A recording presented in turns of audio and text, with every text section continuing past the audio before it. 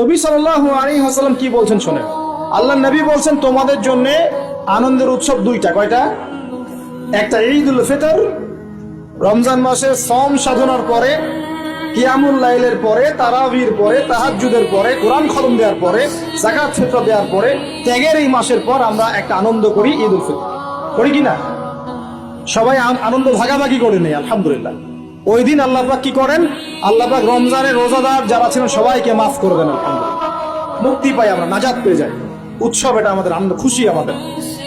আরেকটা হচ্ছে ঈদুল আজহা, যখন ওই যে ইসমাইল আলাইহিস সালামকে যে কুরবানি করার মহান স্মৃতি, সেই স্মৃতিকে স্মরণ করে আমরা ইব্রাহিমী চেতনায় আবার কি করি? ঈদুল আজহার এই পশু কুরবানির মধ্য দিয়ে নিজের পশুত্বকে কুরবানি দেই, আল্লাহর সামনে আমরা আত্মসমর্পণ করি, করি কিনা?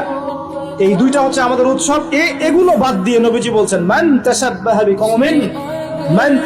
বিকওমিন ফাহুয়া মিনহুম, কেউ যদি তোমাদের মধ্যে অন্য কোন জাতির সাদৃশ্য অবলম্বন করে, যে যে জাতির সাদৃশ্য অবলম্বন করবে সে তাদের অন্তর্ভুক্ত হয়ে যাবে। নাউযুবিল্লাহ।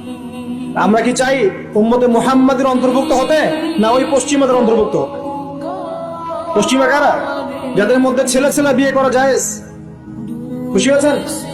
পশ্চিমা কারা? যাদের মধ্যে ছেলে ছেলে বিয়ে জায়েজ, মেয়ে মেয়ে বিয়ে জায়েজ, পরকালের কোনো কনসেপ্ট নাই ওদের, লা ইলাহা ইল্লাল্লাহ কোনো কালিমা নাই, মুহাম্মদুর রাসূলুল্লাহ তারা বিশ্বাস করে না।